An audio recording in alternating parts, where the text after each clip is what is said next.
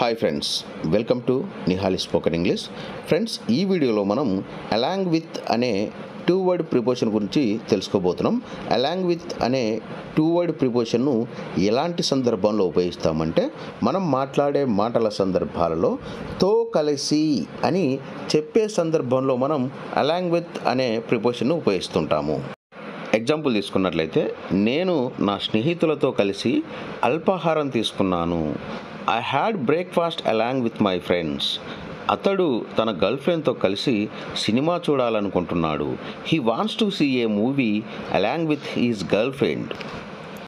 Friends, మీలో ఎవరైనా సరే ఇంకా మన Nihali spoken English total pack తీసుకున్న వారు ఉన్నట్లయితే ఇక లేట్ చేయకుండా వెంటనే మన నిహాలి స్పోకెన్ ఇంగ్లీష్ టోటల్ ప్యాక్ను ఆర్డర్ చేసేసుకొని కొత్త బ్యాచ్లో జాయిన్ అవ్వండి.